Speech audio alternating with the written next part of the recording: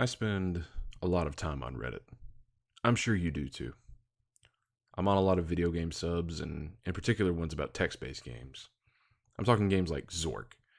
I wasn't alive when Zork came out, but I got really into it in high school. When I made it to college, I took an even deeper dive, playing all the sequels, all the knockoffs, and every shitty game that people had cobbled together and released online. I had to refocus a bit, adding work on top of college courses so I could afford my shoebox apartment, but eventually I came across a post called Apartment Complex.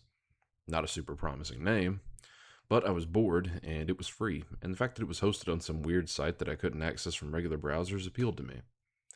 It added an element of mystery, so I opened a Tor browser, entered the link, and got to a profile creation page. Basic stuff. Username, preferred resolution, etc. It didn't ask for any personal information, so I kept going. The screen went blank, then a text box opened up. Welcome to Apartment Complex. You've been assigned your very own apartment building to run. But this isn't any apartment building, because the tenants are going to be experiencing some pretty scary ordeals. You get to decide what happens next. Will your tenants survive? Will you accidentally butcher them all? The power is in your hands. Are you ready? Yes or no? Why not? I figured. I typed in a Y. More text appeared. Excellent. We'll start you off on an easy management level. You have 6 tenants, numbered 1 to 6. None of them know each other well. Enter a number to learn more about a tenant and begin to make decisions. I grabbed a 6-sided die off my desk and rolled it. 3. 3, I typed. Intriguing choice. The tenant in apartment 3 is Sherry. She's 19 and a sophomore in college. All her friends know her to be outgoing and flirty, and she brings new guys back to her apartment multiple times a week. She doesn't want a commitment. She enjoys sex, but mostly she just likes not being alone. It's possible it's related to how she was repeatedly abandoned by foster parents. Tonight, she brought home a young man named Thad. She plans to have sex with Thad, and he will pressure her not to use a condom. She will say yes because she doesn't want to scare him off. But you can help her out. Should tonight be the night she stands up to Thad and tells him she won't sleep with him without protection at the risk of spending the night alone? Yes or no? I didn't realize this game would be so domestic soap opera. Whatever, I thought. Let's see how this plays out. Why? I typed. Intriguing choice. Thad and Sherry started to get hot and heavy. When they are naked on her couch, Thad starts trying to penetrating her, but Sherry stops him and says he needs to use a condom. Thad complains that it doesn't feel as good. Sherry tells him that it's more important that both of them are protected from STDs. She's feeling a little tense. Thad calls her a whore and a tease and throws his clothes back on. Sherry cries as Thad goes to storm out. Unfortunately, Sherry's door won't open. Thad checks, and the door isn't locked, but it refuses to open. Furious, Thad storms back to where Sherry is still laying naked on the couch, crying, and begins to scream at her. Would you like to continue making decisions for Sherry, or try another tenant? 1 for Sherry, 2 for new tenant. This game was pretty weird and pretty retro, but I also found myself intrigued by Sherry and Thad's story.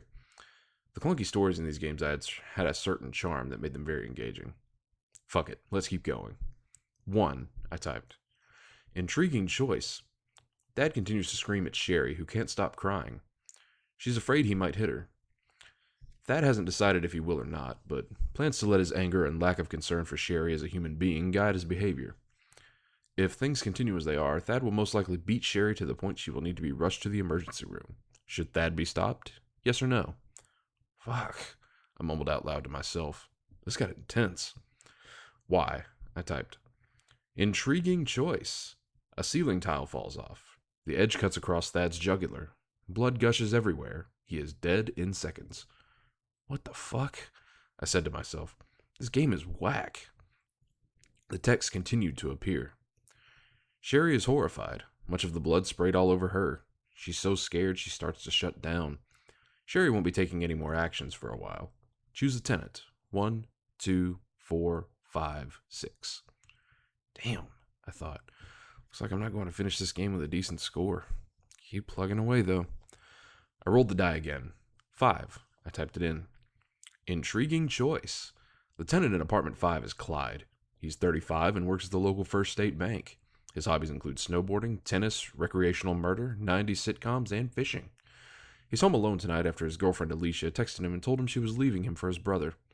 He bought a gallon of chocolate chip cookie dough ice cream and is working his way through that in the 3rd season of Frasier. He feels the itch to strangle someone. It's been a while, and he's trying to kick the habit, but the deep well of emotion seems to be so deep that the ice cream alone just can't fill it. He's hoping to quench the urge with a TV binge, but just as he's settling in, he starts to smell gas. Should he investigate? Yes or no? Not investigating would be boring, so of course I typed in a Y. Intriguing choice. Clyde gets off the couch and follows his nose to the kitchen, where a heavy propane smell is blasting out of one of the burners. He's familiar enough with gas leaks to know that he's one spark away from Clyde Flambe. Should Clyde leave, or keep sucking up the fumes? 1. Clyde leaves, or 2. Clyde stays. Seems weird to release the murderer, I thought, but it would be boring to just gas him to death. I type a 1. Intriguing choice. Clyde exits his apartment and heads down the stairs to the front door. When he makes it to the floor below his, he sees that the stairs are blocked by fallen ceiling tiles. There are stairs on the opposite side of the floor. On the way, he would pass 2 other apartments, which would likely have phones to call the fire department to handle the gas leak. Should he stop at the first apartment, the second apartment, or take the stairs? 1, I typed. Intriguing choice. That was it. No more text. What the hell? I said under my breath. And then there was a knock at my door. I froze. Hey, anyone home? A voice called from the other side of my door. My name's Clyde. I live on the floor above you. My phone isn't working and my apartment smells like gas. Can I borrow your phone? I sat as still as I could, making no sound. Seriously, it's an emergency. I'm pretty sure I heard some noise in there. I need help. On my screen, I saw more text pop up. Should Clyde keep trying the first apartment, try the next apartment, or take the stairs on the far end of the floor? As gently as I could, I pressed 2. The clack of the key sounded like a gunshot in my head. Whatever, asshole. I know you're home. I hope you enjoy being a piece of shit, Clyde said. Then I heard his footsteps go down the hall. The apartment building I'm in is new and pretty well insulated, but I could faintly hear knocking on the apartment down the hall from me. I knew a college girl lived there. Hopefully she isn't home. Wait. College girl? No, it couldn't be. Text started filling up my screen again. Clyde went to the next apartment and knocked on the door. He heard sobbing from inside. When the tenant inside didn't open the door, he tried the knob. It turned, but the door wouldn't budge. It looked like it was misaligned, and with the heat wave, the wood had swollen and jammed the door in place. Suddenly, I heard a smash from outside. I tore my eyes to look at my front door, but it was still solidly shut. The sound had come from down the hall. I looked back at my screen. Clyde used his shoulder to slam the door, and it popped open. He stepped in, calling to whoever was in the apartment. Walking further in, he saw a shocking sight. A man on the ground, his neck slashed open. A ceiling tile on the ground next to him. On the couch, a completely naked young woman. And covering everything, a massive splatter of blood. Clyde grinned. Are you going to help Sherry, leave your apartment and go to hers, or do nothing while Clyde murders her? 1. This was so messed up. I couldn't just let someone murder my neighbor even if I barely knew her. But I was terrified. I got up, ran to my kitchen, grabbed the biggest knife I could find, then went to my door. I took 3 deep breaths to steady myself, then I unlocked the door, threw it open, and ran out into the hall. I looked over to where the other apartment was, and I could see where the door had been broken in. I ran as quietly as I could over there, and when I reached the door, stopped short and stuck my head around the door frame to see what was going on. Unfortunately, I couldn't see what was happening from where I was. I crept in as stealthily as I could. The first thing that hit me was the bitter stench of blood. Then I got close enough to see what was happening. Sherry was on her back on the couch, Clyde leaning over her with his hands around her throat. She was scratching at him, but the blood made everything slick and it looked like her nails were sliding around more than doing damage. I ran up to them and drove my knife straight into Clyde's back. He roared and whirled around. "You bastard!" he yelled, and dove at me, tackling me to the ground. He started pummeling me with his fists. There was little I could do to stop him. With each blow, I felt myself getting weaker, my vision going darker. And then Clyde screamed. I focused as best I could. Above Clyde, Sherry was raising the knife for another blow. She stabbed Clyde over and over until he collapsed on top of me, and then she stabbed him some more. I screamed at her to stop, to let me up, and eventually I broke through her terror. She helped me push his body off. I threw a blanket around Sherry and then called the cops. We spent a lot of time going over our stories with them. I left out the dark web stuff because I didn't want to get in trouble. Finally, the cops left, and Sherry went to go stay with her parents, and I went back to my apartment. When I got back, words were flashing on my screen. Remember, everything that happened tonight was your choice. And below that, we hope you play Apartment Complex again.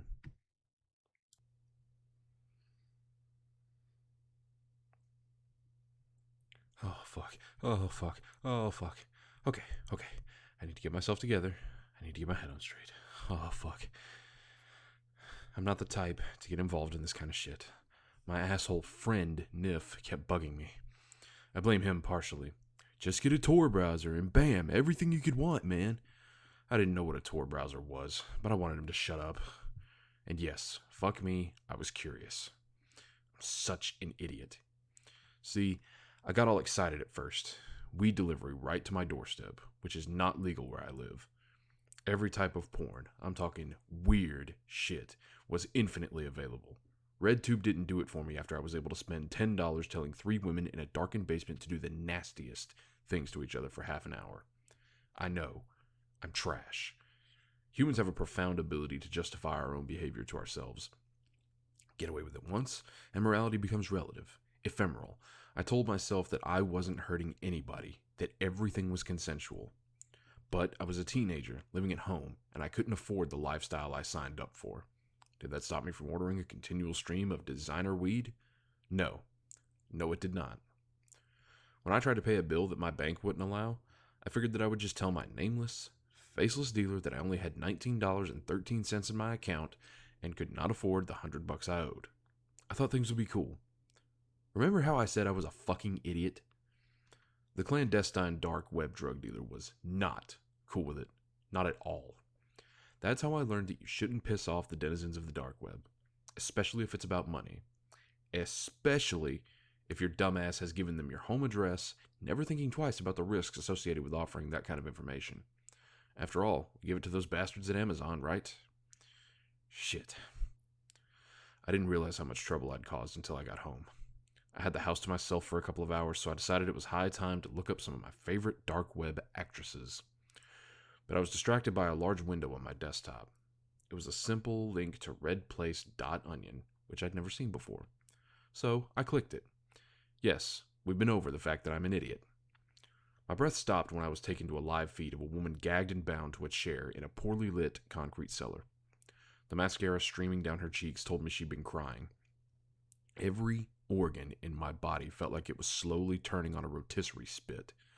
My gut assured me that this footage was very, very real, and that feed was live. A chat window appeared. Bids are open, it started. Price for one finger. Several offers popped up. $2, $5, 50 cents. A man stepped into the screen. His face was hidden beneath a dark ski mask, and he wore a black garbage bag that had been fashioned into a cloak. He pulled out a large, rusty chef's knife. The woman's eyes grew saucer-wide, and she moaned frantically. High bid is $5 to choose a finger. I felt like I was high enough to puke right then and there. He was auctioning which finger to sever. Someone had bid 50 cents. I typed as well as I could with shaking fingers. $10 to not chop off her fingers.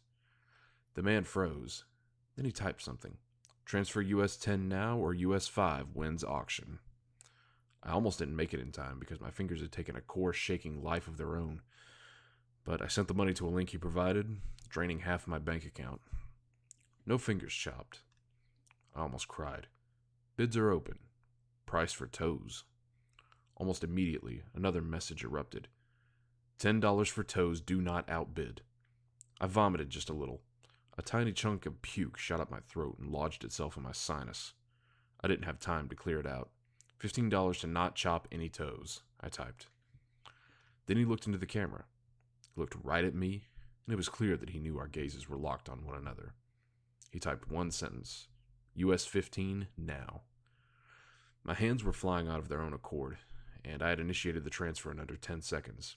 Insufficient funds. My bladder control slipped. Then I was sprinting to my parents' office, tearing their desk apart, until I found a checkbook and a spare debit card that I knew was hidden in the bottom drawer. I got back in time to see her rocking back and forth, banging her head, gurgling against the gag as the man worked on her feet. I wanted to throw up, to run away, to tear out my eyes. Anything other than watch him sever an innocent woman's toe while the dark web gleefully watched. The chat box was flooded with gleeful messages cheering him on, telling him to make it slow, asking to hear her screams. But I couldn't look away. I was frozen. Glaciers crack like rifles when they break apart. The sound echoes over still, smooth, frozen landscapes. The break is so significant that nothing will ever be whole again. I felt that same reverberation inside my mind as I understood that she was being tortured because I wasn't fast enough with the money. The man rose and walked to the camera. I understood, distantly, that he was wearing the garbage bag to catch all the blood. It was working. There was quite a mess on his chest. He moved his bloodshot blue eyes right up to the lens. Then he produced a big toe for all to see. The chat section lit up with glee. My bodily fluids could not decide whether they should move to tears, vomit, or piss, so I remained immobile. Then he started typing again. Bid is open to choose an ear. He wasn't stopping. He wasn't stopping. The ear was clearly more desirable because the cost quickly shot to $20. I sprang into action, clicking the box to enter a new account. The cost went to $25. Shit. It was taking too long, and I was only 50% sure that I remembered my parents' password. $25 is high bid. No, $100 to spare her ears. I forced my fingers to remain steady. He typed quickly. US 100 now, or you will no longer be able to make the bid. My stomach froze. I held my breath and typed my guess for the password. I waited. We both waited. Then he typed back. US 100 transfer complete. No ears chopped. The first tears of relief fell as the chat box erupted in anger. The woman sobbed quietly, still unable to move, unaware of what had almost happened. A new bid opened. Bid is open to choose an eye. I screamed and nearly threw the computer on the ground. What kind of sick fucks are you? Is there no fucking limit? Apparently, there wasn't. In fact, the eyes were prime selections. I had to spend $1,000 to save them both. It was a lot of money, but I think my parents would be more than grateful that I drained their bank account for such an important cause. Final bid, he typed. I was horrified and ecstatic at the same time. I didn't want another round, but at least this shit was almost over. Bid for life. It took me just a second to understand what was going on, but the price of the auction clarified things very quickly. I battled 3 increasingly furious bidders as we climbed higher than $3,000. Because everything I'd done would be wasted if I didn't save her life. Fuck you, high bidder, I come to watch show, one person shouted at me. I will find your house and make an example of you. You ruined this for me, another threatened. I ignore them all. And after offering $4,500, I outbid them all. Don't kill her and set her free, I typed. He looked directly into the camera again. Send the money now, he ordered. I moved fast, the tension melting from my shoulders as I hit enter one last time. Insufficient funds. I couldn't move. Then I flew into action. Wait! My parents don't keep all their money in checking. I can get you the rest, just wait. He shook his head slowly, and my world cracked. 4,200 is new high bid. How does she die? I sprang from my chair. No, no, no, no, no, no, no! I screamed before flying back to the keyboard. I typed a promise to triple the amount. You have been banned from this conversation. I screamed. Each sentence I typed met with the same response. I gave up after 6 failures. But I could still watch what was happening. I could read what the winning bidder desired to see. Pull her intestines out. But I could not, for the life of me, turn away. She was so afraid and so alone, as they did exactly what the high bidder asked. By the end, I was praying for her to die as fast as possible. The feed cut when she stopped squirming. The screen went blank for several seconds. Then a new message popped up. We will always extract payment if you default. That's when I understood. They had chosen this victim. They had ended a life simply because I was short on my weed bill. Entire worlds had changed for a few dollars. That's why the woman in the video had been someone I knew. These are the rules of the dark web. I'm so sorry I did this to you, Mom.